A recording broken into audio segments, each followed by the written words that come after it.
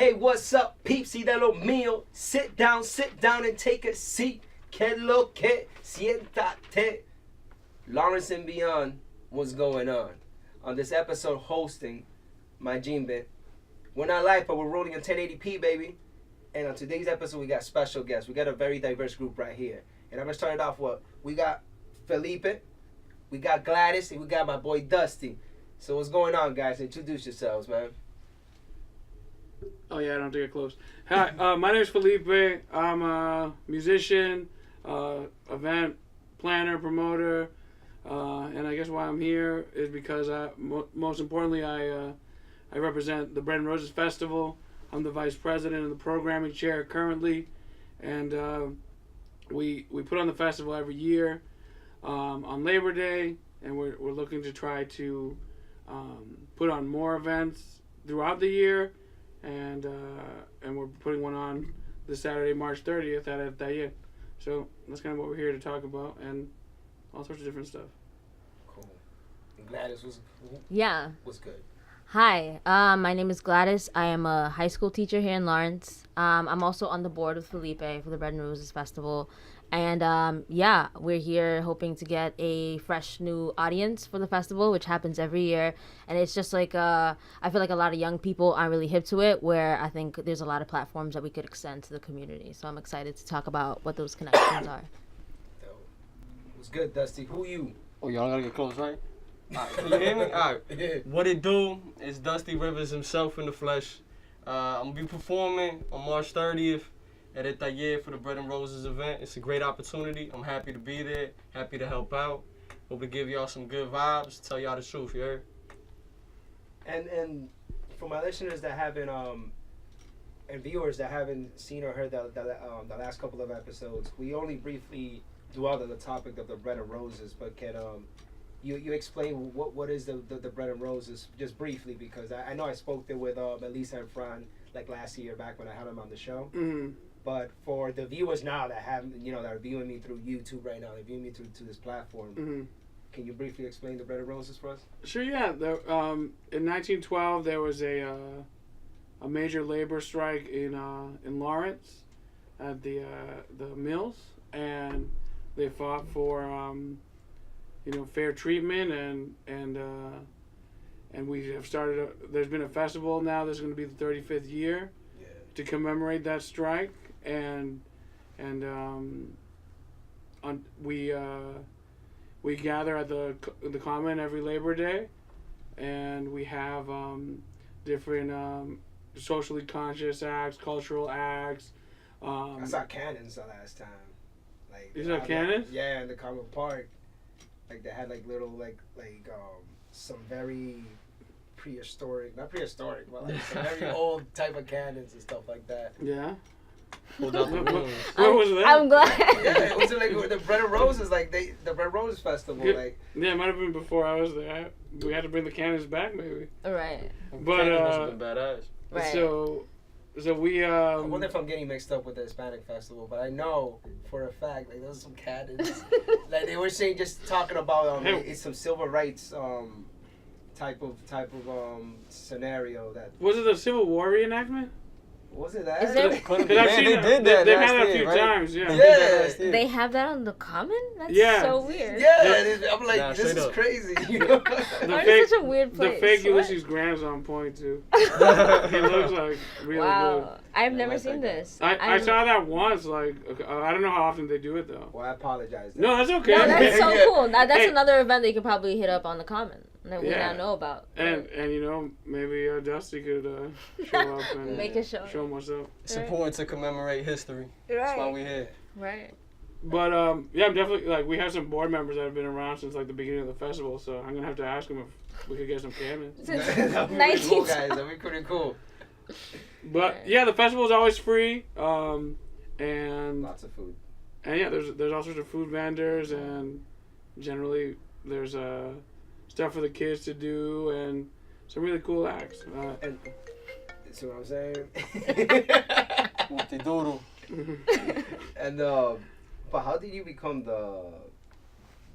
Would you say you're the Vice president? Yeah, the vice president. Yeah, How did you get into that place? president is Gladys Sanchez, who's Shout out to Gladys. who's fantastic. She's a beast, yo. But always works. how did I become vice president? I just went to meetings for a while and you know, demonstrated my excitement about the festival and you know, kind of you know, basically most of my work was in the programming side so basically how I got involved with the festival was because I was, you know, putting on shows for my own band and, you know, kind of I heard Joshua Alba, who you guys probably, some of the viewers might know because he's around the city doing all sorts of different stuff. Yeah. But he came to a taller one day at open mic and he was kind of looking for new volunteers. And I saw it as a way to intersect my love for the city with my love for music and challenge myself to, because the shows that I put on as a local artist have very minimal budget, if any budget. So I was like, I wonder what I could do if I am given a budget, like what kind of event I could put on. Yeah. And I recommend to, because I'm sure there's lots of people that are interested in kind of putting on events or like what kind of work goes into it. And this is a great way to kind of learn that kind of stuff. Oh, yeah. So if anyone is interested in learning more about that and seeing like what your work and what like kind of event you could put on a like, sure you could do it at a smaller scale, but if you want the challenge of seeing it on a larger scale, I invite anyone that's interested in that to, because anyone's welcome to the festival, to partake in the festival meetings and kind of give their input, and you can learn a lot about how to put on a festival. Right. And because I would imagine it takes a lot of players to do that, man. So, man. Yeah, we do a lot with a pretty small group, so we definitely could use more people. So anyone that's interested in something like that is definitely more than welcome. Yeah, I wish more of them, because this is like Lawrence history. I feel it has some, you know, the Red and Roses festival, like why it became a festival because of the history. Definitely. And I just feel that's a little dead in today's culture for some reason, and I feel that it should be more popular than already what it is right now, in my opinion, at least as people from Lawrence. Like celebrating our history, you mean? Yeah, at least a little bit more. I mean, we're here now. You know, I know that things are a little different, and how the tides change with the economy, presidents, you know, things that laws that are not in place right now that are affecting our lives and stuff like that. Like, I understand that's gone in the way of everything, like it always has, but right. You know, I just feel the Bread Roses thing we should have like banners. We should have like a poster or something, like a memorial that's a little more popping to the eye, not hitting over there by nowhere nobody could see it. Right, yeah. I mean, I think the Bread and Roses history is so badass, and I feel like we don't think about it that much because a lot of us are immigrants. We don't really associate ourselves with, like, past a certain year in Lawrence. I don't know if that's true for y'all, but, like, when my family moved here, that's when I think about me being a Lawrence person. But, like, if you think about it, like, historically, like, Lawrence is a very revolutionary place to live, you know? Yeah. Like, especially with the strike. Like, they fought back, and, like, a lot of reason why we have, like, labor laws in the country has to do with Lawrence, and that's so cool, you know? And I feel like a lot of young people, like, they're like, you know, getting like hip to this life of like, you know, being activists and fighting for their community, and like they don't even know that this is kind of like not in your blood, because not everybody was born here, but like this is your legacy, is like fighting for things that are important. So yeah, I think in that way we can connect with the young people, and we can also, you know, still have that like the spirit of this strike that happened like 100 years ago. Yeah. Yeah, you know, I mean even it's just we need to try a little bit harder, because even in high school, I remember I could have done papers about the Bread and Roses Festival instead of the Harlem Renaissance. Right. You know, Harlem Renaissance is like, it's not. I'm not saying it's the same thing. Right. But it's, you know, it's a big deal in a certain spot. I like that comparison. You because I did a 13-page paper of the Harlem Renaissance. Right. Yeah. And I wish it was about something more homey, something that, you know, make you kind of connect even more after you wrote that paper. Right. Something you already seen. You know? Yeah, like something rap music, you know. Like, yeah, it's like history's like right outside the door, and like. And the maybe we could share that in a better. Yeah, definitely. You walk down Essex, you walk down Newberry, you walking right next to the Spirit of Revolution. You know what I'm saying? That legacy still walks, you know what I mean? It's still in the streets. You kind of, I feel like I see it in the people, even if it's not something like recognizable in themselves at times. You know what I'm saying? Right. And there's so many parallels too in the strike and like kind of things that are like it sounds like, you know, some people could look at it as ancient history, but there's some like the fact of the matter is that there was like 20 like the workers that were fighting were all, you know, immigrants, and it was 27 different languages that they spoke in between them all, and they worked together. So there's really like a lot that could still be learned and from kind of what they did to organize. And so even though it happened so long ago, I guess it's almost a shame that there's still so much we could learn from it. Right. That's crazy. Unfortunately, history tends to repeat itself. You know what I'm Right. saying? You know, but I think despite that, it's just an example. You know what I mean? There's always going to be times of turmoil, but, you know, human resilience is a powerful thing. And Gladys, Mhm. I didn't know this about you. I mean, I coming in here, I saw you as an artist, you know, and then you said, "Oh, I'm a high school teacher." I'm like, "Oh my God!" like I just like out of nowhere, my mood changed. I'm like, "Wow." I'm sorry. Like, Does that make you nervous? Like I'm No, it's kind of cool. It's cool. You know? Detention. Deacon It's flashbacks cool. Right, and like shit. put your phone away. Like Yeah, I that was don't me wanna- all day. I'm over here. I was doing homework just when you came in here. Right. But with being an artist and a teacher, Yeah. a high school teacher per se, because it's Mhm. not like you're dealing with children, Right. which I feel like might be easier to handle. I don't know. It could be. I don't know. You I'd love to find Because out. I know there's some person, you know, my Jeep is screw you. You know? Right, no, it's not it's- easy. It's refreshing every day. You know what I'm saying? Yeah. You go in there and like they tell you what's going on with yourself, and then you leave a little bit closer to God. I feel, you know, every day. So how do you balance that lifestyle? How you feel, you know, an artist and Right. a teacher? I feel like that would be difficult. Right. No, I mean, it definitely, there are times where I'm like, as an artist, like a lot of your work has to be, you know, shown to people and like is for the people. And, you know, I try to be as honest as I can in my art. And then I'm like, whoa, what if my students saw this? You know what I'm saying? Like, what if they found this somewhere, whether it's like words or, you know, this podcast, you know, is it still going to hit them in the same way? Or is it going to be like a different way to deliver that message in a way I can't do in school, right? And I think this festival is also a great way to do that. Like, it's a way to get my students involved. Like, hey, come, like, you know, volunteer, you know, learn this particular skill if you want. Like last year we had elevated thought work on the murals for the festival, and I remember collaborating with them, and like, you know, a couple of my students go to elevated thought, so it was like a different way to see my students and get them involved. So in that way, this is one of the cool parts of my life where I kind of get to do both, you know? Yeah, just really engaging in what your right. passion. Not only you're a teacher, but you're also Right. teaching them, and you know, you Right. impacted them every single Exactly. Good. Yeah, and I love the city. I grew up in Lawrence, and this is a really cool capacity to just see it grow. And I was thinking about the other day, I was like, so our school is in the Everett Mill. I don't know where it is, where like Elevated Thought is, and like all the studios and stuff. It's Yeah. over on Union Street. Yeah, on Union Street. It's like one of the historic mills of like, you know, the city. And my kids are always like complaining about like, oh, we only have like, it's like a very small space inside the mill, but people wouldn't really know there's a school in there. But it has like, there's like a very historic like feel to it. Like sometimes I wake up, and before I moved back to Lawrence, so I grew up in Lawrence, I went away for school. And I was on the other side of the country, and I was very, very lonely, and I missed Lawrence a lot. And I used to have this, like, oh my God, like, I can't wait to get back to Lawrence. I used to tell myself, like, Lawrence is my favorite place in the world.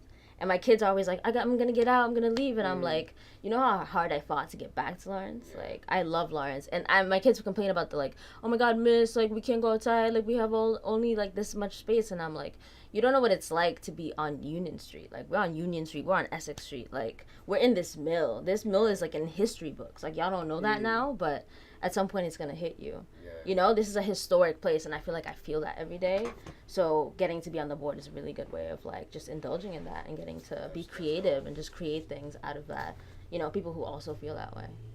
That's So. dope. And like with having all that data, and I don't know if you're equipped to answer this. Yeah. But having all that data, what do you think is the best tool to reach the kids of today?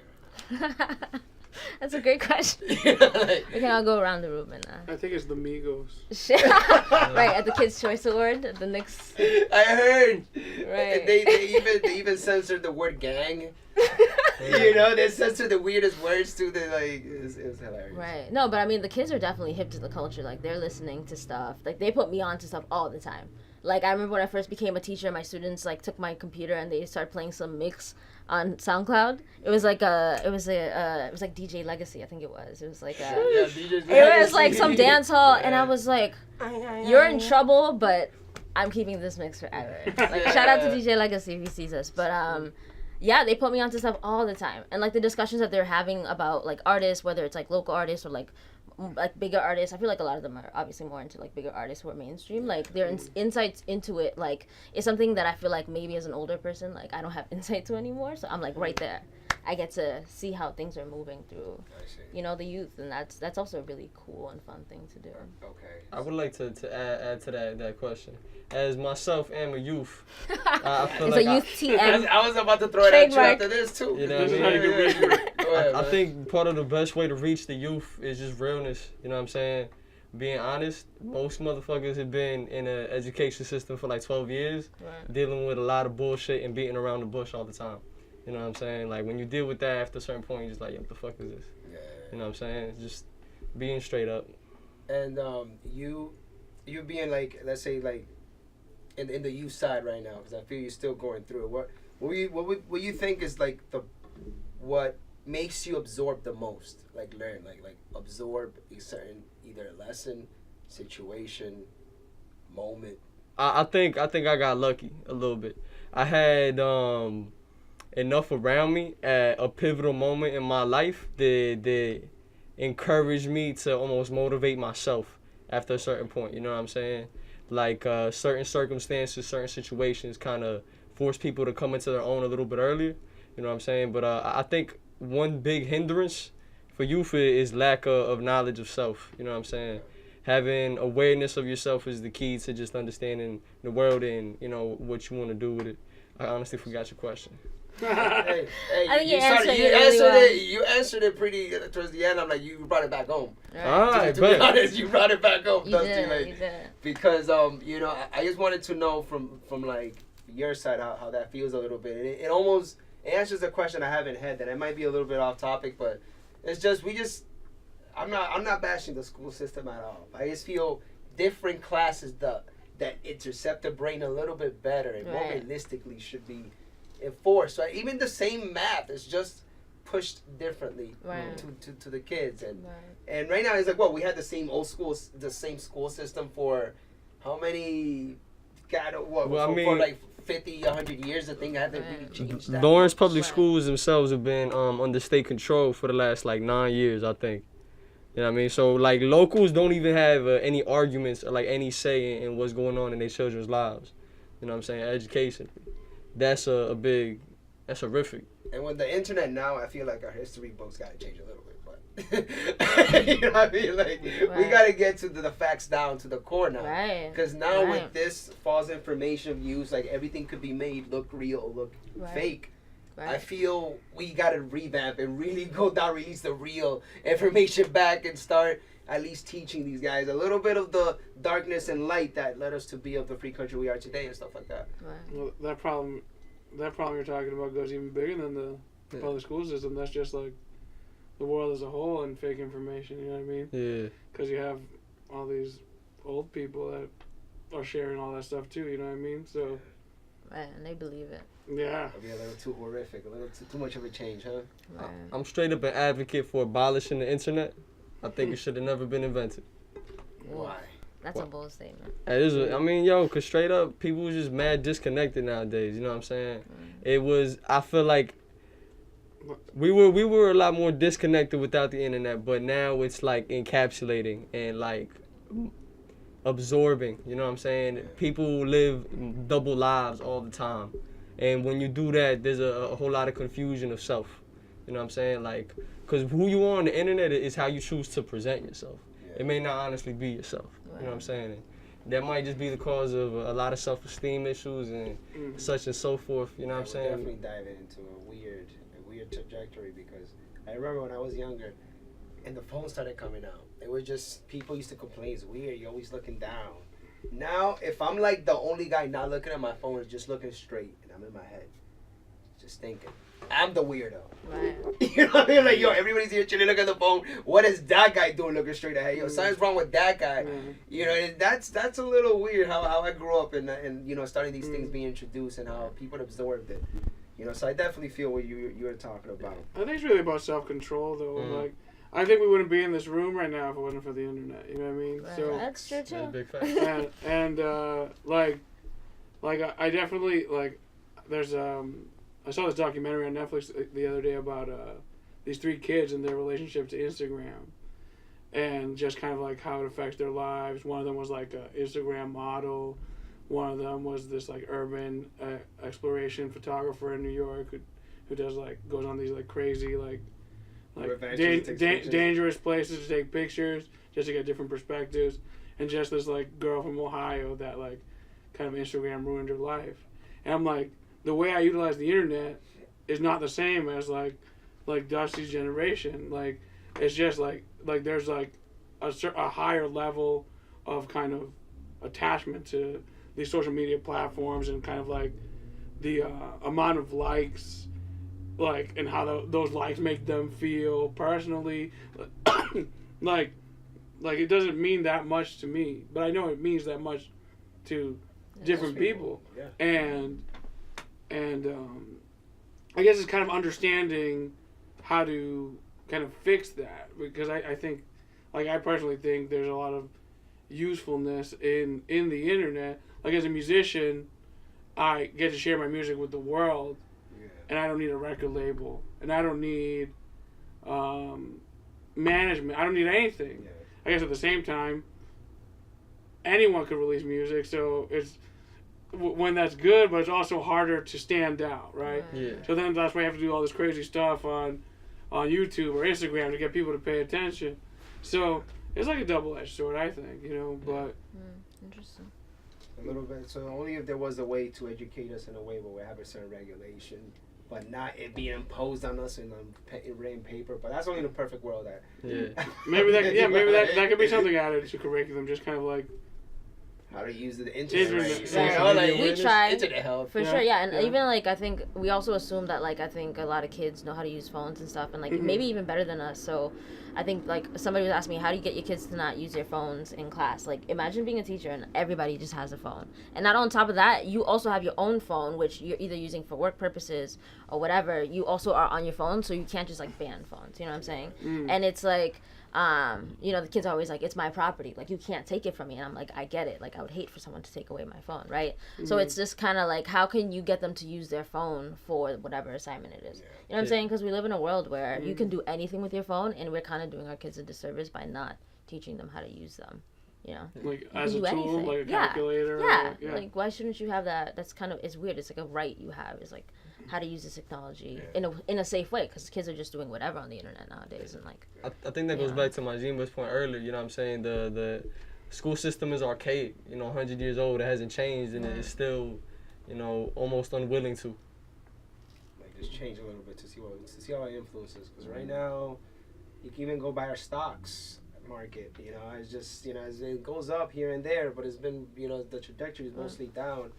And it's just how the economy is going. I think it'll be healthier for the next wave if we could just change something, see what happens. Just because we're still in a very weird trajectory down in our market and our economy and stuff like that. But now to get into a little bit of the RC stuff. Felipe, your band name is Monkey Knife Fight. Yeah, that's right. How did you even get that name? Let me start that off. Well, so. We played an open mic for the first time when we started playing, and we didn't have a name, and that kind of just popped into my head. It's a reference from the Simpsons. It's from a Simpsons episode where they 2 monkeys. One of them had like a messed up eye. Another one did it. Yeah, and they're basically they're out in international.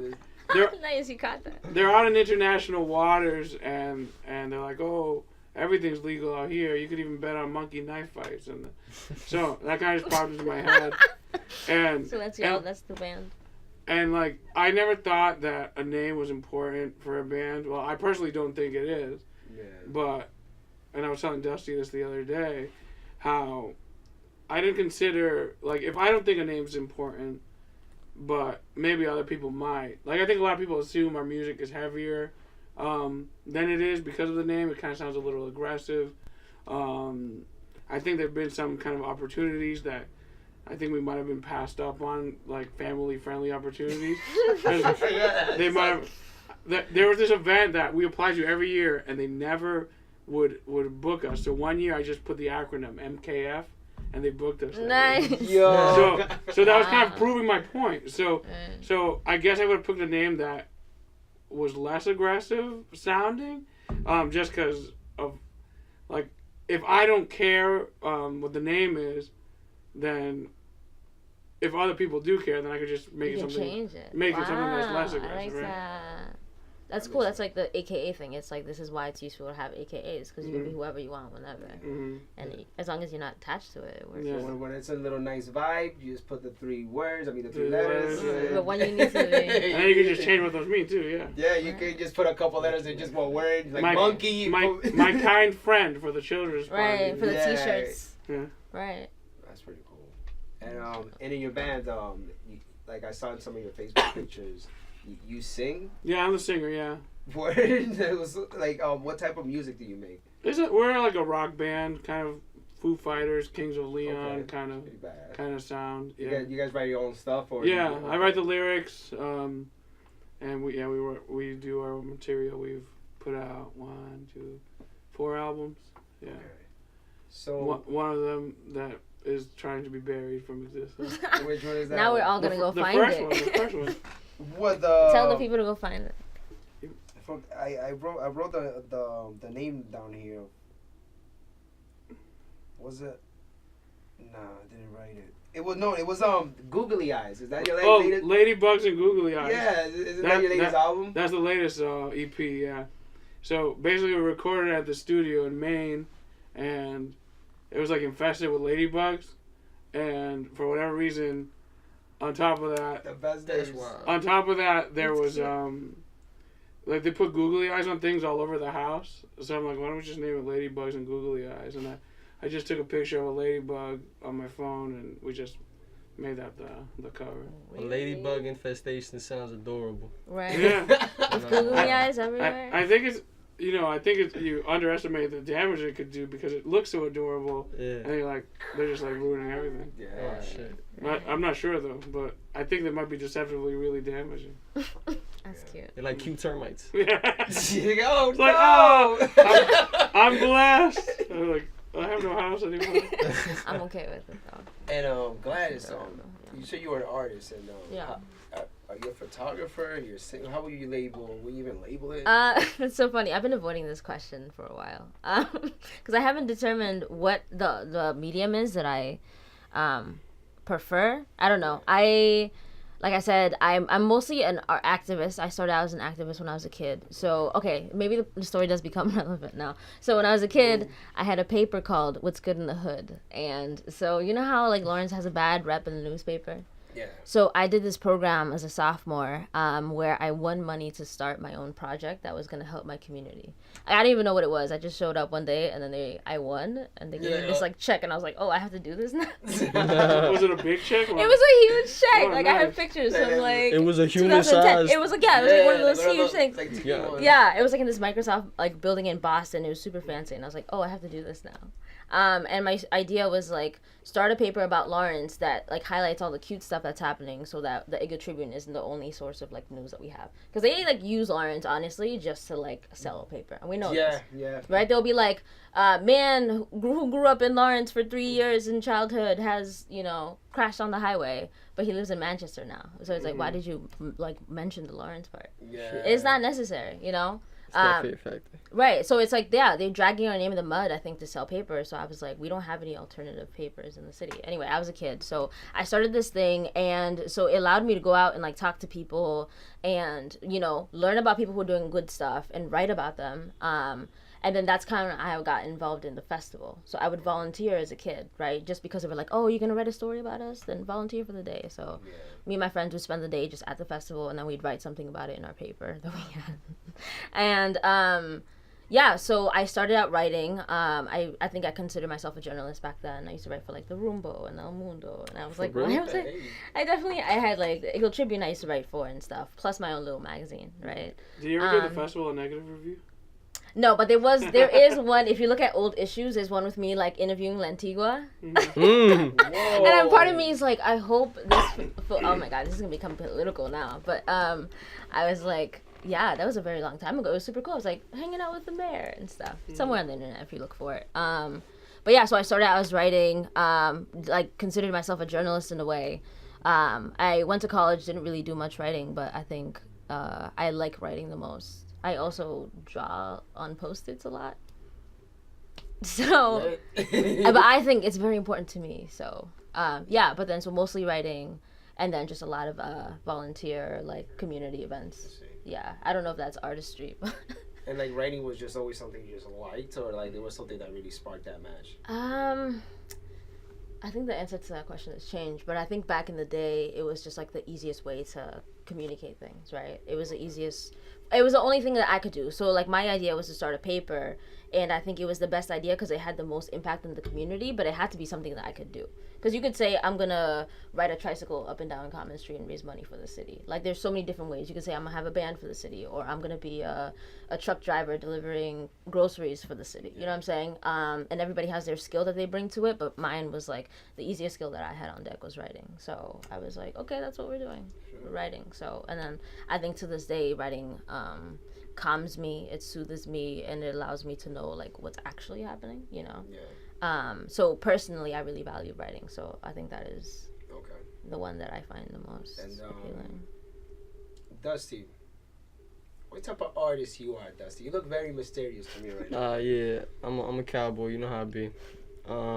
Essentially, similar to Gladys, primarily I'm a writer. Back when I lived in the third world, my only means of kind of like communicating with myself was through writing. There was a language barrier. I had to learn the language when I moved there. I ain't gonna say where, but so writing was the best way for me to keep to myself, keep my head straight. When I came back to the States, you know what I mean, just kept expanding on it and became a little more ambitious in it. Began writing raps, recording, making beats. From then, you know, came poems, short stories. I'm working on a novel, you know what I'm saying? Just want to write, bro. You know what I'm saying? Now, I didn't know you was a journalist. I need to talk to you about that. Yeah. Side convo later. Right, okay. It is what it is. It was a long time ago. But. That's what's up. And Dusty, through your writing, you said you made music? Yeah. So I make music. That's how kind of it all started. Originally, I wanted to be a famous rapper. Like Jay-Z, like 2 Chainz, like Nas, you know what I'm saying? These are some of my idols, but that's a big responsibility, you know what I'm saying? And I think personally, I'd much rather just live my life. You know, I let Dusty do the talking on camera, but you know, when the bandana and the glasses come off and the hat, I'm a regular person in real life. You know what I mean? But you'll never catch me in the streets. So I'm getting the feeling that Dusty's always gonna be like this. Most likely, when correct. Dusty is that. This is what I'm expecting every single time I see Dusty. Yes. And that's responsible too. That takes baby. That's day. Yeah, no, it is. You know? It's separate though. You know what I'm saying? Right, cool. I just can't wait for the summer look. Oh yeah, nah. You know when the heat comes out, you know what I mean, you gotta play it a little more cautious. Yeah, I mean you gotta it's just shorts with the hoodie and everything. Yeah. Cut the sleeves off. Yeah. And Felipe, like, you're the vice president of the Bread of Roses, right? Mm-hmm. And you're an artist. You're actually singing in the band and stuff like that. Mm-hmm. How do you find time to promote or be in these events? Like, you're very engaged into that. Is it the part like you?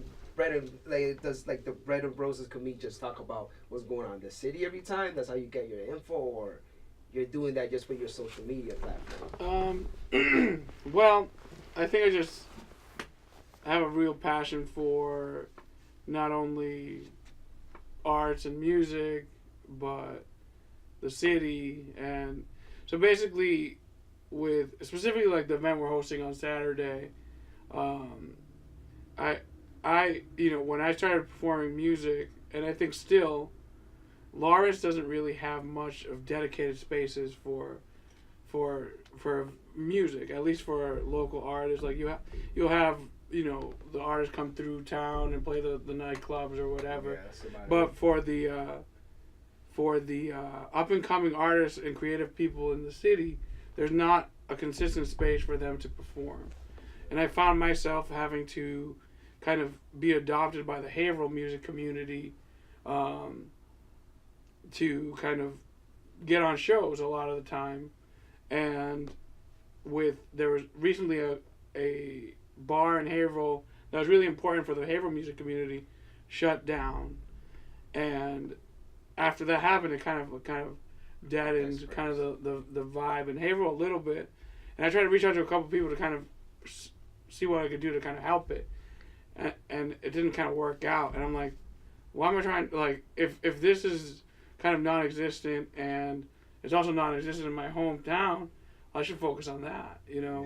So, in conjunction with the festival, and kind of with the work I've done with the festival, I think the board as a whole feels comfortable with allowing us to try this out, putting on events more frequently. And I think as long as they're successful, that we're going to be able to continue to kind of do this on a more frequent basis, do different types of events.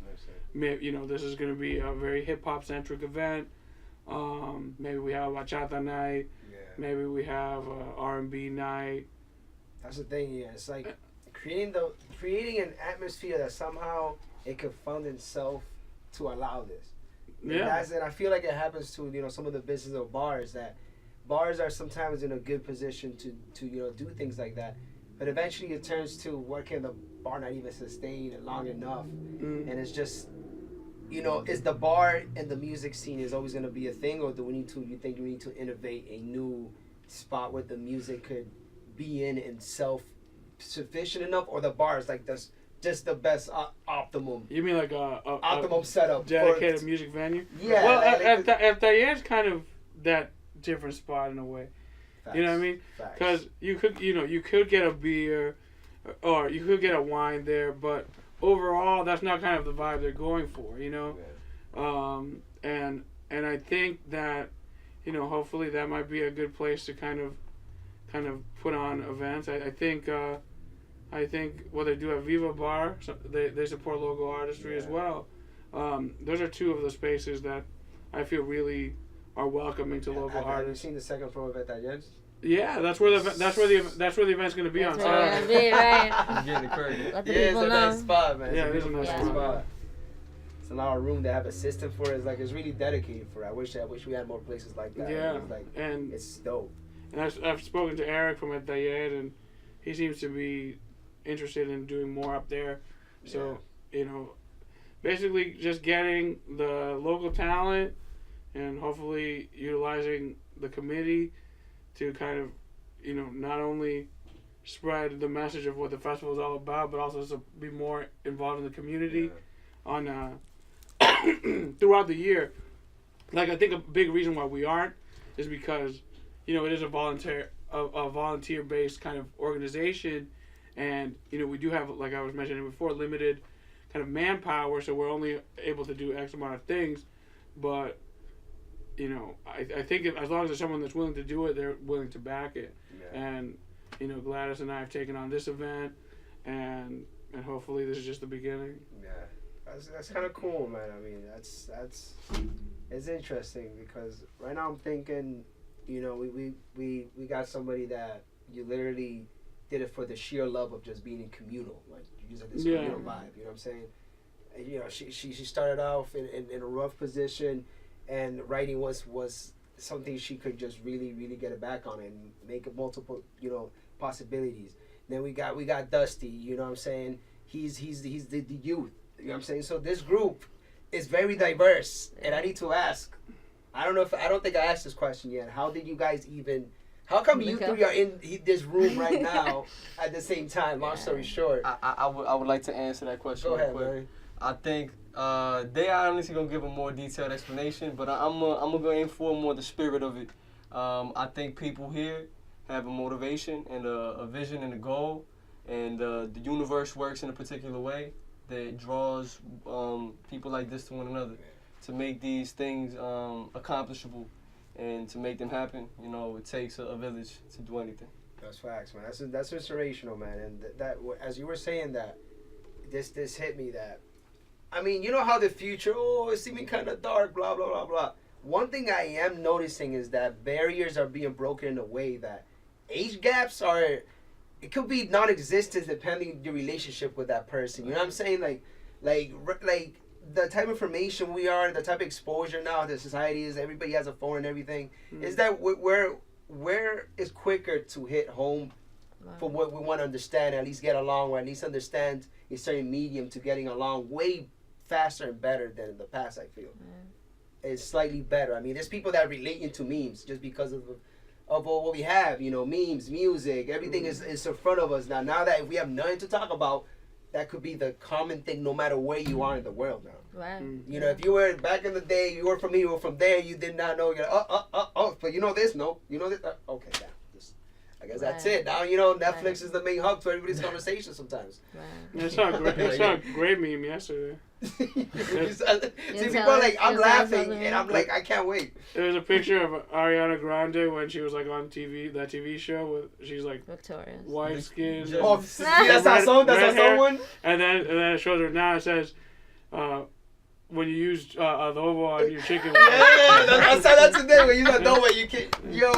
That's hilarious. I haven't seen that. Wow, there's levels to that, huh? Yeah, that's great.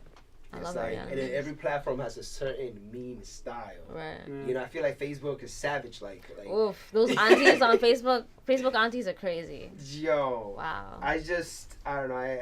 I don't stick too much to Facebook, but I feel like it's very good at connecting everybody. For some reason, everybody's on there. And I started to use memes as like show flyers. Like I just put whatever, come to my show. Right, and people will do it. Like you don't need to. It doesn't. Right, it's like about the context now. It doesn't matter. Like, and this is weird. I think about it all the time. It's like now you can have a meme like as your album cover, let's say. Yeah. And it's like, but then there's also a whole aesthetic of like what album covers used to be. You know what I'm saying? Like somebody's like being commissioned to do this like very grand. You know what I'm saying? It can be as fancy and as direct as possible now, and all of it is art. You know what I'm saying? And it's like we are capable of making art at any second. And that is, I think, for me, very satisfying. You know. Do you guys think memes will ever be in a museum?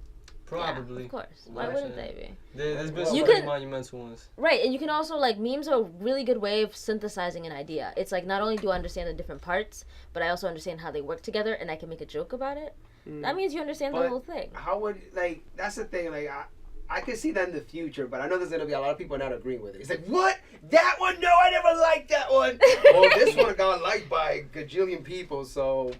Oh, that's the one that's in there? I'm sure all good art, people don't agree with that at some point, right? It has to be one that nobody can deny that is hilarious, that you're just, like, dying every single time, or maybe a message. Because back then, memes were just political message type of things. I don't know where people started trolling them to the point that people just were really good at laughing at them. Then memes just turned to something else. Wow. The whole concept of memes is actually like a little older. You know what I'm saying? Than I think most people realize. This is like what a meme is. Like the definition of a meme was originally brought up in like sociology or something about society, sociology theory about like the spread of information through like brief images and shit like that, propaganda almost. Right. You know what I'm saying? It's very much propaganda for sure. But and like the only form of that I knew back then, like, well, there was a lot of forms for that stuff, but like I said, like, you know, those political type of papers that people used to draw their cartoons and stuff to start maybe a little propaganda and stuff like that. And also, people started throwing pictures of quotes first before doing stuff. That one was lit. Right. We got over that phase so fast. So the Marilyn Monroe quotes. Yeah. Oh my God. Yeah. It's like then like pictures it was less words and more about the funny picture and stuff. Right. And then and it's also just like the relatableness of like the mood. It's like we all relate on how we're feeling. It doesn't matter what information you know, where you're from, who you are. It's like we all have feelings that are pretty like similar. So if like Kermit is making a face that you relate to, it's like we're all Kermit. Exactly. Especially that famous one.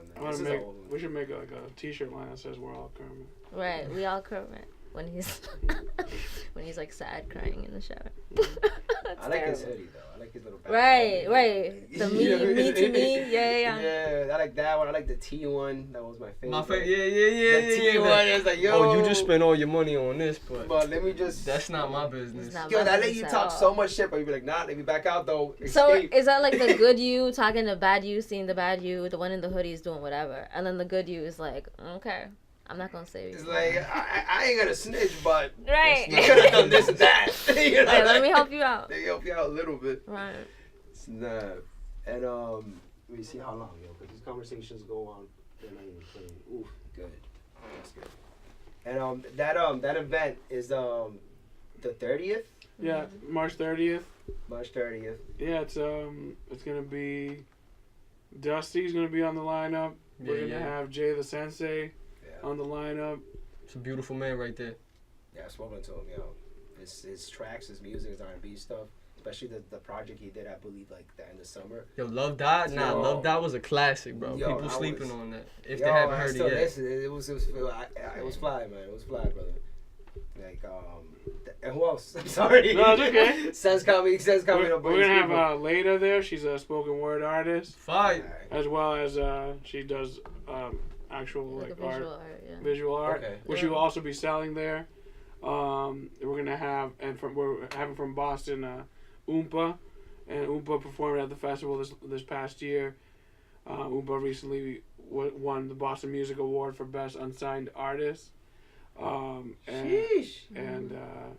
she's a phenomenal live performer, and kind of another kind of idea I have with kind of these kind of shows is bringing artists from outside the city into the city to realize that it's a viable place for them to come perform, and that the people here will support them if they are worthy of support.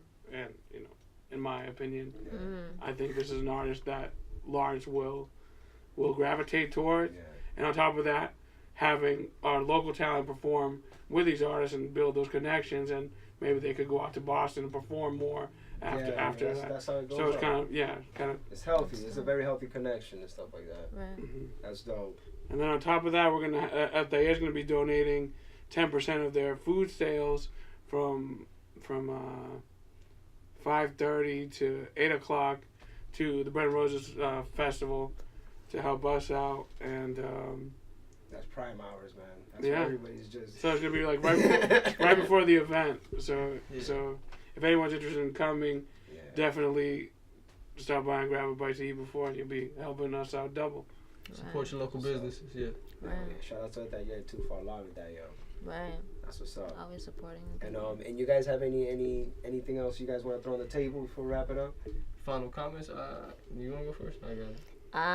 Yeah, I mean, thank you for having this like platform. I'm super excited to come because I've seen all your like other podcasts. And, like, oh my god, it would be so cool. Like, but yeah, I appreciate I think some of the love that we're getting so far for this event, and I'm excited to see a lot of people, and just like have people who want that guidance and that mentorship, like Felipe was talking about, people who potentially want to go into I have students who are like, oh miss, I don't know how to like rap or whatever, and it's like first step into right, exactly. We have a cipher at the end, so if you want to come, just practice your skills on whatever level, right? So I'm excited to have that platform in the city. Okay. That's cool, especially you're a teacher. You're like, I don't know, Right. I just find that cool. Kind of see a teacher doing stuff. Right. Yeah, stuff. Teachers are cool too. Right. Oh God. Teachers are people. Like I'm not like I don't think teachers cool, but like me knowing that I'm going to school and seeing my teacher doing some wild stuff. Yeah. Like if I was a kid seeing my teacher on Elviews, I'd be like, yo, but I know about Elviews be doing Right, though. right. Like, yo. I know. I can't. Like What's I'm she always gonna be like. doing up there? I'm always like, how are you gonna find out this happened? You know what I'm saying? And I'm like, hopefully it's in the best way possible, and I'll give you extra credit if you go. So. Be dope. You gotta make that announcement in class. Right, I do. Yeah, I don't know if yeah. they're watching right now. That'll So. be dope. That'll be dope. I'll make a quick comment before Felipe. Yo, Dusty Rivers in the flesh once again. You catch me on Saturday. Be performing some new music. You can catch me on Dusty Rivers, SoundCloud.com. That's the only place I'll be at. Other than that, you can have a CD. Right, I have a CD. She got a CD. I'm still trying to play it though. She don't got a CD player though. The art was cool, so I bought one. Cool. cool. So, all right, guys, yo, thanks for coming.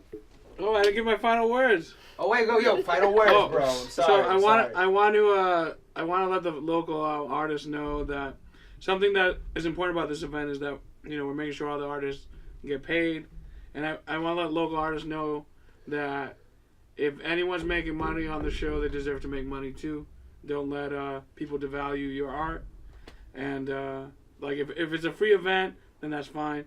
But if anyone's making money, you should also make money. And that's also a part of what we want to do with our events is to, obviously we're representing an organization that fought for workers' rights, so we're not trying to screw over the local art community. So yeah, that's my message to the local artists. Thanks for having us. Anytime. And we hope to see everyone out on March 30th. It's gonna be a good night. Awesome. But and like Gladys said, the event will. I forgot to even mention it. The event will end with a live band freestyle cipher. So anyone, it could be written cipher too. Anyone that has a verse or wants to freestyle, there'll be a live band putting beats out there, and you could spit a verse over it. So tell your friends to tell their friends. I'm gonna write that down. Right. Down. Everybody come ready with the. He's gonna come with a 16 book verse. and Panyo. Like, And That's the assignment. and the right there. band is some secret band called Monkey Knife Fight. yo, that's wild. Find that first video and link it below.